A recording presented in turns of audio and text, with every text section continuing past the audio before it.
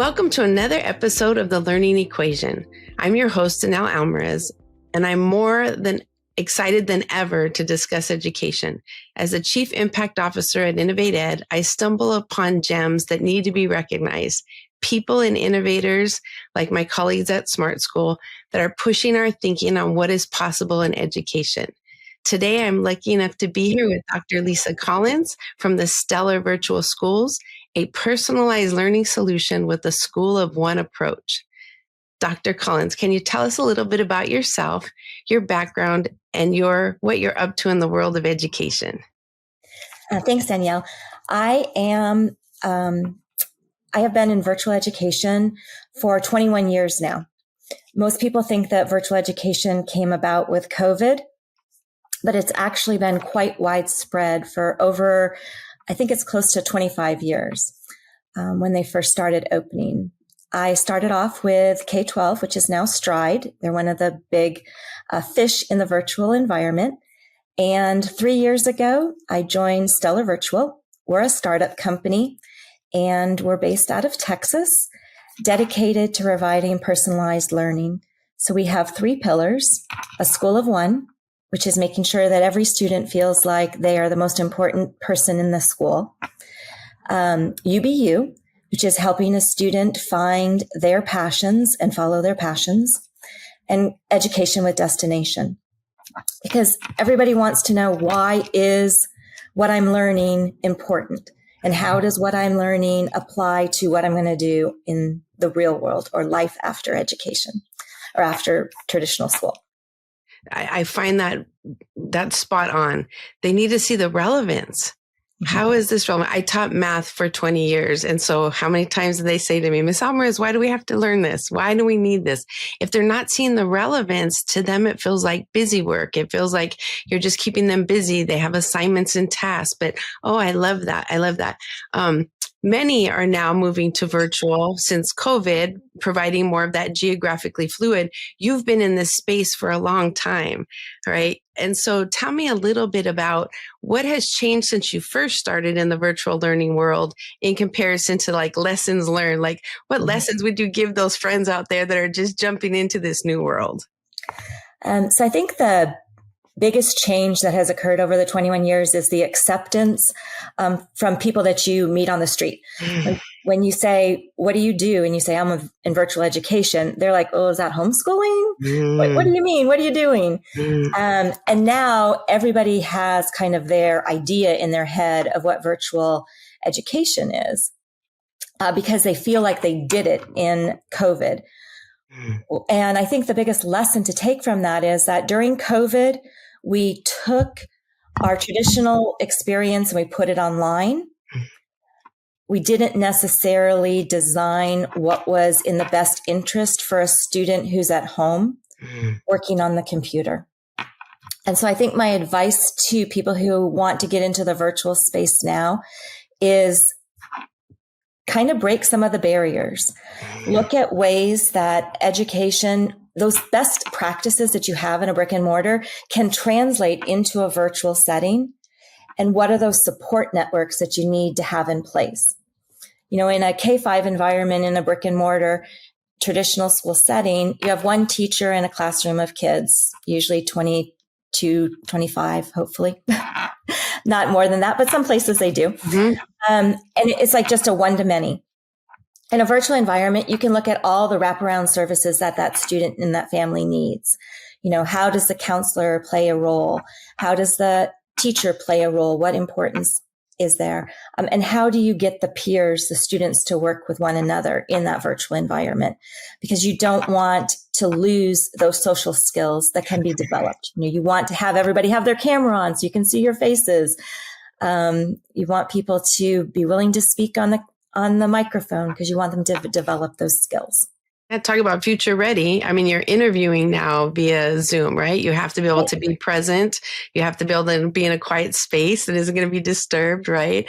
I found a lot of parents misunderstood when COVID was over. Quite a few parents in the schools and districts I work in wanted independent study or homeschooling kind of, and they thought it was going to be similar to COVID where there's going to be a teacher online. So there was this huge misunderstanding in this broad spectrum of virtual education of there are lots of models, right? Design, instructional models. And so redefining that, describe a little more the instructional model, because I'm very interested in the part about how do you keep that social piece? Because we've seen in the past where independent study or even during COVID where kids really struggled coming back to being social. How do you handle that part? So we do an asynchronous model with blended support. So a student can progress throughout the course at their own pace, their own schedules. We say own pace, but a student should really do a week's worth of work in a week's worth of time. Sometimes people hear own pace and that means, oh, I don't have to school this week. Well, you can have your spring break be on March 3rd and somebody else can have their spring break be on March 17th. But in the month of March, you still have to work 3 of those 4 weeks. So that own pace, I think, is probably our biggest phrase that causes concerns from an educator and expanded freedom from a family side. But that socialization and how that comes about. So you want to make sure that you have lots of opportunities for students to come together in groups. And you can do that both around the academics, so through live lessons, teacher office hours, small group activities, discussion threads. But also you want to think about the student as a whole. So you're going to have counseling services. So there may be groups around SEL activities. There may be support groups for students who are going through similar home challenges, hurdles, challenges, things like that. Yeah. And then you also want to have all the fun types of things that regular schools have. You want to have a mathathon. You want to have a student body. You want to have a careers club. You want to do field trips. We try very hard to do face-to-face field trips, but when you pull students from a statewide area, it's hard to get a lot of participation. And what's been really helpful lately is virtual field trips. So you can take them to a museum, you can take them to battlefields, places that you're no longer geographically contained on the types of field trips that you can go to. And then what we'd like to get to, and the area I feel that we're struggling the most, is developing ways for students to do group projects. Group projects in a virtual environment take a lot of coordination. And it's probably the area that we have the most opportunity for expansion and improvement. Because if you could think about the world of work, there's nothing that we do on our own. Right? Everything we do in our world of work depends upon somebody else. I really can't think of a single thing that anybody can do that doesn't impact anybody else. So we've got to find ways for kids and students to plan and work on their school in a collaborative environment that's still safe. Because that's one of the other biggest challenges you have in a virtual environment is if you have kind of an open space where students can just talk to one another as they please, it becomes like a playground. It brings on new challenges, right? You've opened the space up so they can talk, but now how do you make sure they stay within the boundaries of, that formal setting? Right? This is a formal setting. This isn't your Snapchat. This isn't your Instagram. This is a formal setting of education of we've got to be up here. And that's where AI is really coming in and becoming helpful. And I think as the, we use a system called Bark that keeps track of how students are searching on the web or writing in their emails or communications. And as those types of tools become more smart, I guess, they'll be able to do some of that observation of kids in Google Meets or in chat areas that can help keep them appropriate and intervene immediately, either with blocking or coloring out the words or doing some type of immediate intervention. So my hope is that in the very near future, we'll be able to expand the ability to allow students to work one-on-one with each other in a safe environment. Good. If I have 5 kids, they're all grown and out of school now. But if I was hesitant and I was like, oh, I don't know if this is for my child, what would you say to me to help me understand that there isn't, like you said, there used to be kind of this weird stigma of virtual school, or, it's not traditional. They can't go to college if they do this. There's all kinds of strange thinking out there. What would you say to help me understand or decide if this would be a good fit for my child? Well, first off, that's the great thing about education is we have lots of options. So there's a different solution for every one of your children. I'm sure that having 5 of them, they were very, very different. I only have one. And when I started in virtual education, she was going into 8th grade. I will tell you, I never had a problem getting her to get on the bus to go to school, because I always said, you can always stay home with me and school. She was out. But she's also one who, when she was in 2nd grade said, oh, Mom, I don't go to school to learn. I learned more with you today. And I said, well, why do you go to school? I go to school because that's where my friends are. So she was a very social kid. But the great thing is that there's options for families, and it doesn't have to be a one size fit all. Mm. So students who succeed in virtual environments, self-starters, students who are frustrated at the pace of learning in a traditional setting because they always feel like they have to wait for everybody else before they can move on to the next concept, or vice versa. The class seems to be moving along faster than they are and they need some extra time. Internal processors, students who have to think about things, need a longer think time, really, really excel in a virtual environment because the tools are there to allow them to think and then express, digest, go slower, go faster. I think that any student who chooses to come to virtual education can become successful in virtual education. If a parent says, oh, I can't get my kid on the bus, I can't make them go to school, so I'm going to sign them up into virtual schools because I can't make them go to school. Well, they're probably going to still have the same problem of they can't make their kid wake up. They can't make their kid log in. And they'll be like, well, they've been on the computer for 6 hours. What do you mean they're still failing? Well, they've got to be doing their schoolwork, not their social media, in order to be successful. Oh, got it. You kind of alluded to it, but how long are the kids online? We know when there was COVID, they started having a little bit of, Zoom fatigue, right? So what is the recommendation, or how long are kids on taking breaks? What does that look like in a day-to-day? Yeah. So for every student, it's going to be a little bit different because of that self-paced. If you are a proficient reader, you might progress quicker than someone who struggles with reading.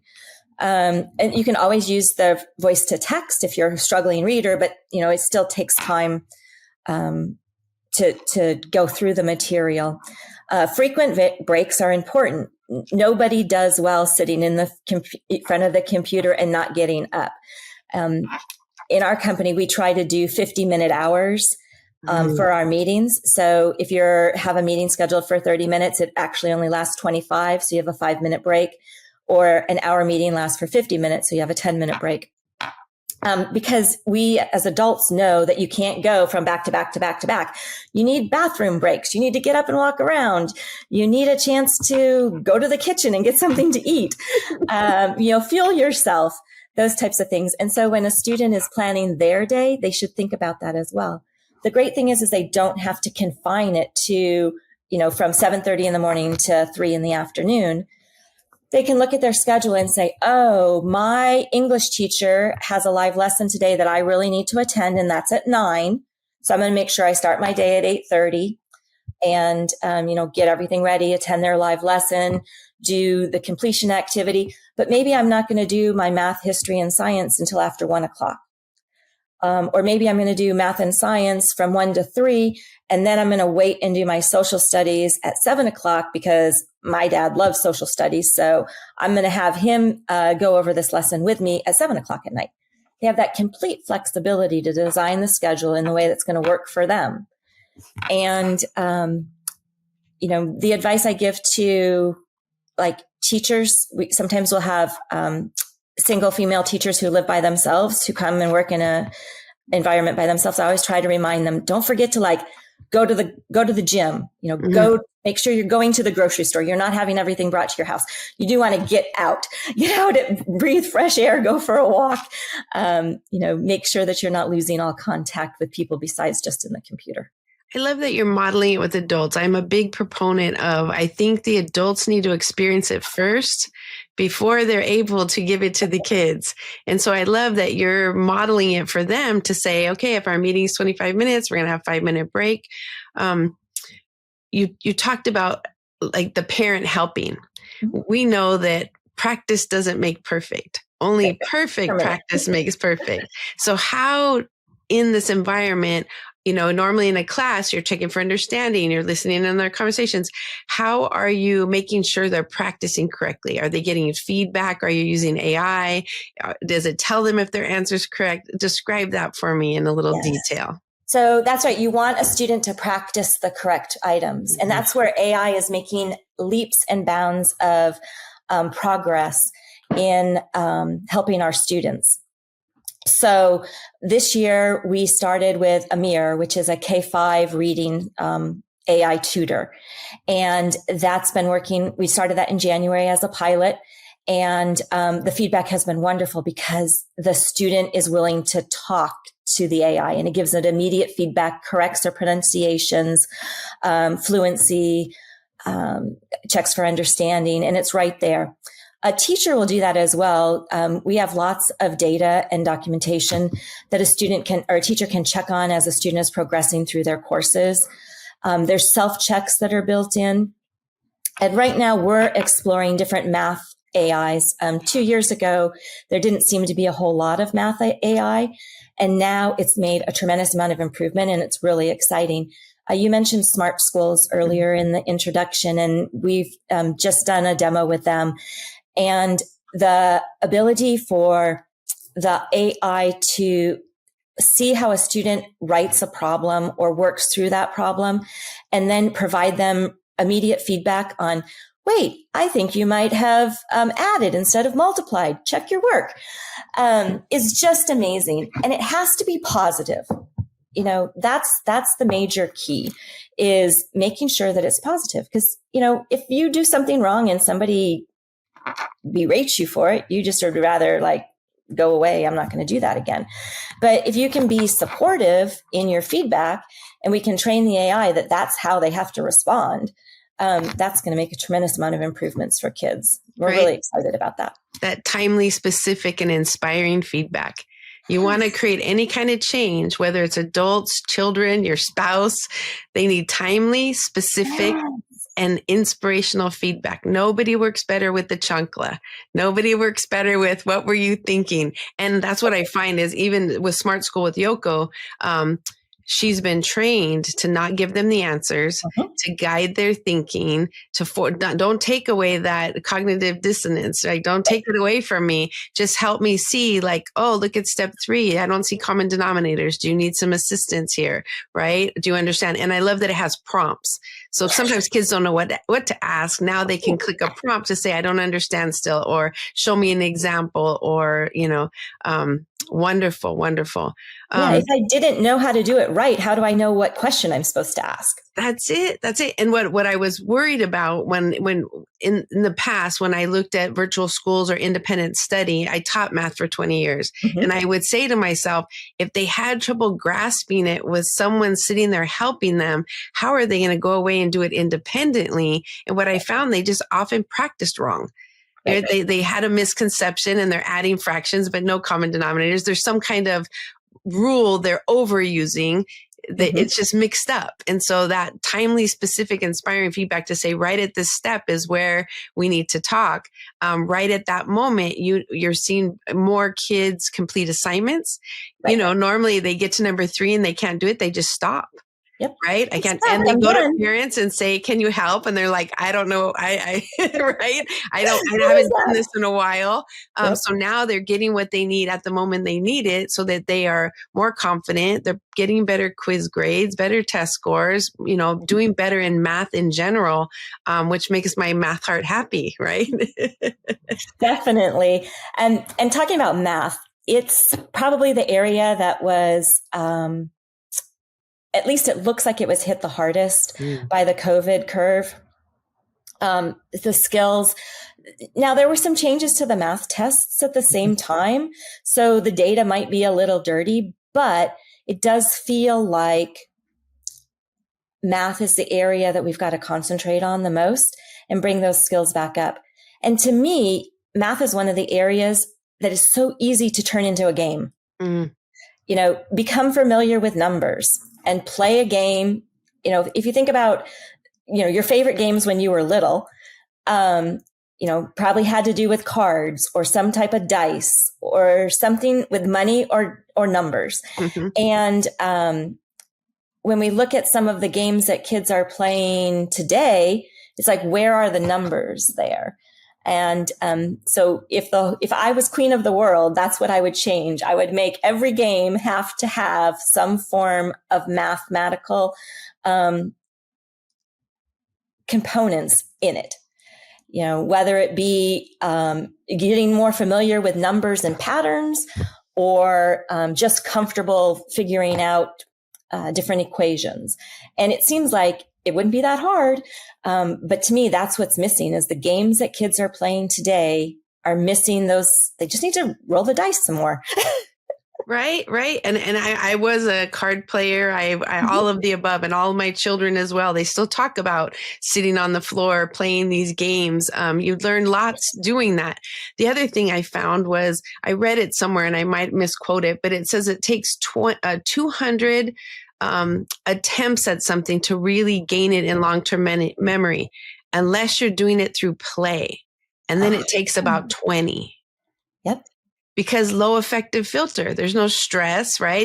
You're playing a game, that back to that timely, specific, and inspiring feedback. Oh no, you're doing it wrong. I have grandchildren. No, we're playing Uno. It has to be the same color or the same number. And she literally had the 6 and she kept spinning it.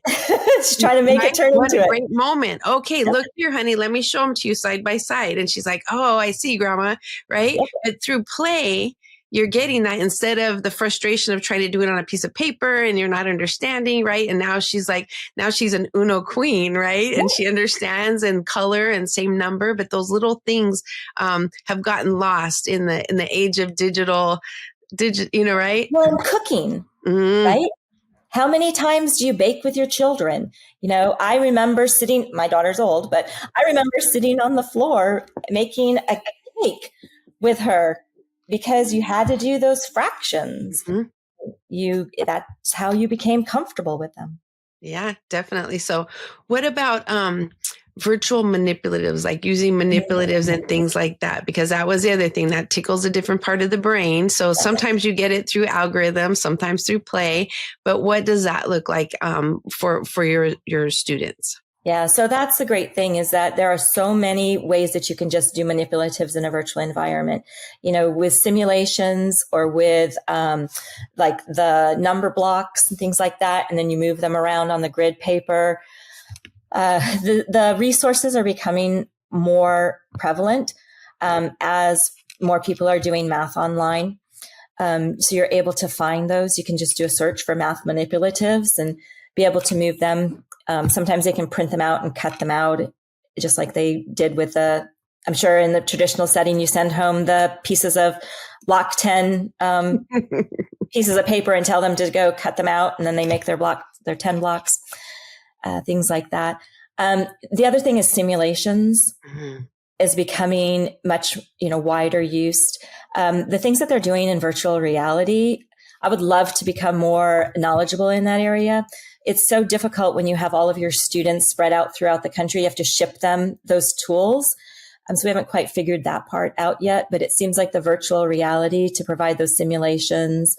I remember seeing a display where they were, the teacher was able to show through the camera what they were doing in like a 3D model. And to me, that was just amazing, and something that every school, whether it was brick and mortar or virtual, should have access to. If we've got the technology to actually, show something not just in a one dimension, but in the 3-dimensional forms, we should be doing that. That's what's going to get kids excited about dissecting, and experimenting. The virtual experiments are becoming much more real life as well. It used to be you could drag and drop, and you could only drag and drop the right things. So what kind of experiment is that? Now it's getting so that you can make choices in your experiment, and then it will show you what happens. Just like if you put the wrong chemical in and you get an explosion or don't get an explosion. So the simulations are coming a long way as well. And back to that relevance, right? Back to that hands-on application rather than just, let us apply it and try it on for size. So I love that. You described a little how difficult it is because they're everywhere across the state, right? How does that work for professional development for your staff? So as you find these websites, you find these virtual gems, and you're like, oh my gosh, how do you bring them together? What does that look like in your world? So we do professional development the same way we expect our teachers to teach on a virtual manner. So we use the same platform that we expect our students to do their courses in, the same LMS, same type of course structure for our asynchronous learning activities for our teachers. And then for our synchronous ones, we do the same thing. We bring them together in virtual Google Meets, just like we ask them to do with their students, model those best practices, send out assignments. And then we also utilize like communication mechanisms like Google Chat to allow for group discussions and one-on-one type of discussions, easy answers, quick responses. It's finding the tools that you need to simulate the type of activities that you're doing. Is it like a blended learning model? When you talk about asynchronous, are they watching a video or reading an article, or like what does that part look like? And then in person, is it then the application of what you did, or are they different things? Sometimes they're different things. So there's things that are best done in an asynchronous model where you're going to read and do or watch and do. And then there's other things that require more discussion or thought or brainstorming or creativity. And those types of activities we want to do more in a group. So you're thinking about what can you do individually? Who wants to sit and listen to somebody read slides to them? Right. And you, like you said, then I can pause now, like back to your one school approach, right? It's just now I can pause it. I can stop. I can take notes. I have control. Rewind. I want to hear that again. Right. What is your rule of thumb for how long videos should be? Right. In this world, kids can't sit and watch a 1-hour video or a 30-minute video. How do you handle that piece? Yeah. I like to keep things in small chunks. So give them what they need as quickly as possible. But I'm the same way in the writing things. Like, don't send me an email with 4 paragraphs because you probably lost me after the first paragraph. Just tell me what you need to tell me. Make the subject line the most important thing. When your inbox is full, and the same with kids, they don't know what's important, what's not important. So you need to tell them and tell them quickly. What action do you want them to take? What do they need to do? Is this just for informational purposes, or do they need to do something out of it? And if they need to do something out of it, you need to tell them that in the very first line, not down on the third paragraph, because again, they're probably not going to have gotten that far. So make it relevant. So how long? I don't know that there's as short as you can get your purpose across in. Good answer. Right. I hate to say, do it in a minute, do it in 15. Because then people will be like, okay, I got to make it last this long. No, make it as short as you possibly can and say what you need to say to relay the information and get the results that you want. Planning with the end in mind. What exactly do I need to get across, and just have clarity of focus and get, whatever you need to say in that short amount of time. Oh, I love that. You do K through 12. We do. I have a niece that during COVID, she was in kindergarten, and being online during kindergarten, my niece sent me a picture of her. She literally had the pencil in her toe, and she had her foot up by the camera with the pencil in her toe, because all the teacher said was, I have to be able to see one part of you. And she was leaning down, petting the cat while she was listening, right? Yep. She was distracted. But it makes me wonder, how does this environment work for the little people? So for K1-2, like I can see third and above, but for the little people, how do you keep them online? How do you make it engaging? So for the little ones, you want to have a nice variety of online time and offline activities. And so you are dependent upon an adult in the family home to help with that oversight, help with a schedule, help with making sure they're logged in and have the internet. But think about it. How old were you when you played school? Oh, yeah. Right? Yeah. Yep. School is what kids play when they're 3. That's what they do. They want to play school. They want to go to school. So it's not as hard or as bad as you think. I will tell you that our highest attend Fun Friday activity is our kindergarten dance-offs. Okay. They love them, and the attendance blows out of the water any other grade levels Friday fun activities. The kindergartners they love to learn. Yeah. They love to socialize. They love to interact with the technology, and they want to do it. So they're actually the easier ones. The harder question is, how do you get the 9th grader to stay online? They got their puppies, their puppies, I'm sure, or their their shoe, or show and my tell. Gosh, yes. You talked a little bit about data. What kind of data do you collect on a regular basis, and how do you use it to, make the schools better, adjust the curriculum? Describe to me that. What does that look like? Virtual education is such a data-rich environment. So you have data on login patterns, when and where students are spending their time, how much time they're spending on each area. Then you have the data that comes from answering the questions and their grade book type of data. And you have time of day. When is it best? You can figure out the majority of your kids are on actually at 3:00 in the afternoon. So stop holding those 9 a.m. sessions for those 9th graders, because they're not coming. But don't make it at 4:00 because all their friends are no longer in school. So they're not coming then either. Right. It's all the data that you have to kind of compile and investigate. So we look at logins, we look at time spent in different areas, we look at performance. We look at anything you can come up with a pattern for. And I will tell you, data doesn't have answers. Data has questions. If you think that data can answer your question, you've got too narrow of a focus. The just tells you where to look. It just tells you where to look. The data is going to give you hints about where to go next, or what to try to change, or what to investigate more. But it's not going to give you an answer. Right. What about communication to parents? So sometimes we're data drenched, right? And so you have all this data, you're collecting it in numerous forms.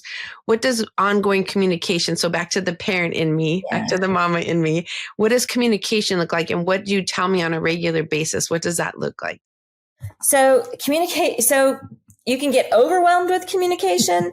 It seems like we have one extreme or the other. We have the parents who say, I can't tell what to tell from you. I'm getting too many emails. I just don't know what to pay attention to. I'm overwhelmed. Or you have the parent who says, I never hear from you. I never hear from you. Oh, all that stuff that went in my spam was from you? So you want to try to find a good balance. And what I think is helpful is we actually ask our families, how do you want to be communicated with? Do you want an email? Do you want a phone call? Do you want a text message? are you an English as your first language, or do you need us to send you translations? Finding out that information goes back to that school of one. How is it best to communicate with you, the mom, or you, the dad, or you, the grandma? Because all three of those scenarios are going to be very, very different. And whichever way we do, we're going to be missing the other two. So you want to make it personalized, and you want to make it focused, and you want it in the modality of which the family wants to receive it. That being said, we have a lot of kids. So we send out weekly newsletters. We try to make sure that all the information that a family should know for the upcoming week is included in the newsletter. We have announcements that are on the class boards, so a family can check and see what their student schedule is. I'm a true believer in student-led conferences. And I think that virtual education is the absolute best way to do student-led conferences. And as a parent, as an educator to a parent, my advice is do a student-led conference with your child every day at the dinner table if you need to, or the breakfast table, whichever meal it is that you eat together. And then, have that little conference, and then once a week or something, make them show you. Trust but verify. So what did you get on that feedback? I know you were working really hard on that essay. What was the teacher's feedback? What do you mean I just got this grade? Are you sure? Did you reopen that assessment and see if there was some feedback on that assignment for that student? So student-led conferences, I think, are the key to parents being informed. I'm going to steal that, trust and feedback. Right? Trust but verify. Yep. No, trust but verify. Trust you're telling me the right thing, but let me verify. Yeah. I learned very quickly not to ask my kids, how was your day? Right. Fine. I started asking, what did you learn today? Who did you help today? Just because for exactly what you're describing. But I love the idea of the kids owning it enough, right? Back to those relevant skills to be able to describe in their own words, what did they learn? What are they struggling with? What was the subject you liked the best? Why? Log in together and show me your dashboard. Show me your grades. Show me your missing assignments. Show me the feedback from your teacher. It's all there. It's just a matter of having the kid unlock it for you. Yeah. And that routine of checking regularly, right? Yeah. And it doesn't take long. It can be a dinner table conversation, or it can be you're going to play sports in an hour. If you're going to get out the door, you're going to show me your grades. So, you had to have Sears or better to play, right? Whatever works best for the family. But recognizing that all the data is there, all the information is there for a parent and a student. And if they don't know how, their teacher can guide them. If they still don't know how, keep asking. Keep asking. I know that I must be able to see this somewhere. Usually a virtual school or a traditional school has a website with all kinds of resources for students and parents on how they can check. There's a family portal they can log into. But that's the biggest thing, I think, for accountability is changing it to a student-led conference. Right, where they're just owning it. Algebra, I know, is a course across the United States that I see most kids fail one or more times. It's, to me, the gatekeeper to college, right? They can't seem to pass algebra if they've taken it for the third time. What supports are there? So if I have a student that's taking algebra and it's going downhill fast, what should I do, or what should the student do to make sure that we don't wait till the end to find out you're not going to pass this class? I think as soon as you start struggling in any subject matter, raise your hand and ask for help. Your teacher is your first point of contact for help always. Whether it be in a traditional setting or a virtual setting, teachers are willing to help.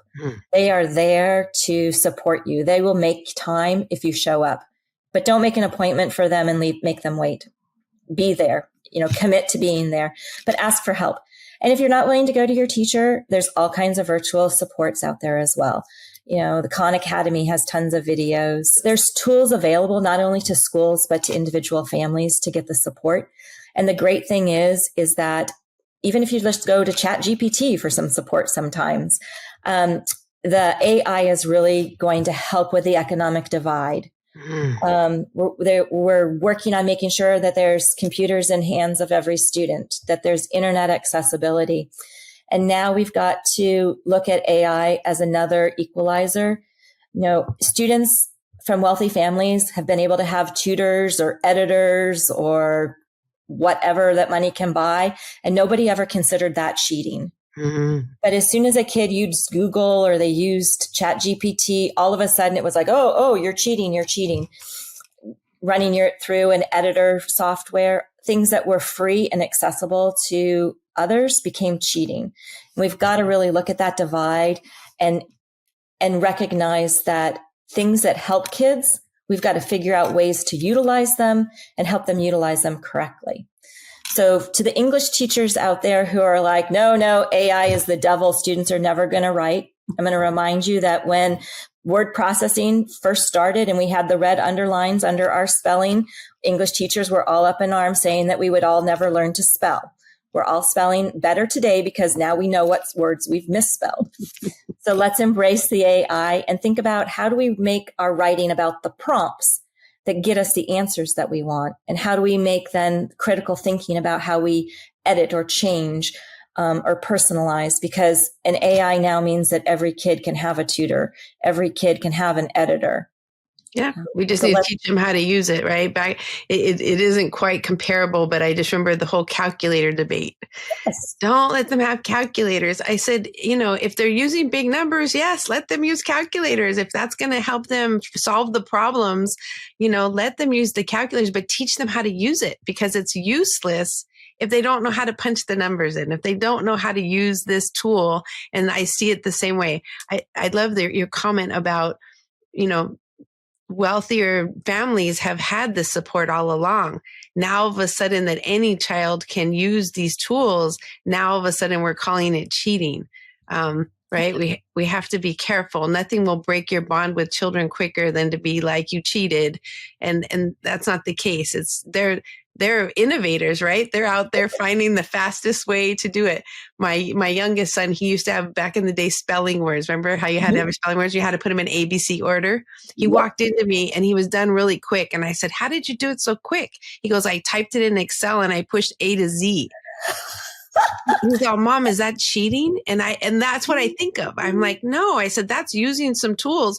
He could read like a whiz, and he knew his ABCs like nobody's business, but he would get frustrated because he'd forget a word and have to erase and rip the paper. So he found a way to solve his problem. I thought it was brilliant. Like, I wouldn't think of that as cheating. I see it the same with AI. If kids are wise enough to go find a tool to help them do something better, right? That's innovation. And that's what we need kids to be doing. In my mind, the system never should be so tight that there's no room for innovation. Exactly. Right? We need to teach them how to use it. And if we as adults are using the tools to help us, then kids should be able to use the same tools to help them. Oh, yes. Yes. What kind of, sometimes parents are hesitant. I'm sure when they start, you've been exploding. So you talk about back in the day when you first started, comparison, how many more students do you have in this in virtual schooling in comparison to like pre-COVID? Oh gosh. So it has exploded. I think like a pre-COVID high was probably like 78,000 students. And now it's in the hundreds of thousands of students. Our company has a high watermark this year of 20,000 kids, and we're only in 3 states. So yeah, it's just expanding like crazy.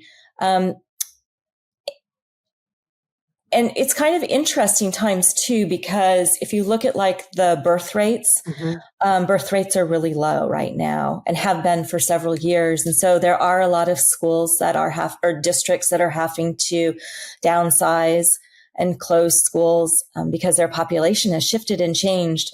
So not only are we having students have lots of options to go to their traditional neighborhood school, to go to a charter school, to go to a private school, to go to a virtual school, lots and lots of options. And I think that's good for families. Like, you want to find the instructional setting that is best for your kid. And not every setting is going to be best for all kids.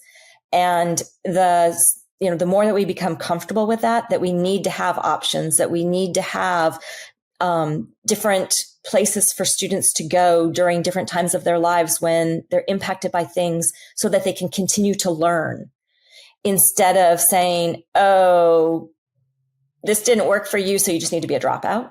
Nobody wants that. We want kids to find the place that they can be successful, so that they can get a high school diploma, so they can contribute to society in a positive manner and feel good about themselves. Right? I was just at a continuation school and I interviewed some of the students, and the way they articulated it was, it used to be, if you don't do this, you're going to have to go to the continuation school. It was like a threat. And they said, and what we realized is that comprehensive high school just wasn't a good fit for us. I was like, what a great, so they said this was a much better fit, smaller setting. So that's what you're describing is we want lots of options so kids can find something that's a good fit for them and their families. And right? Be successful.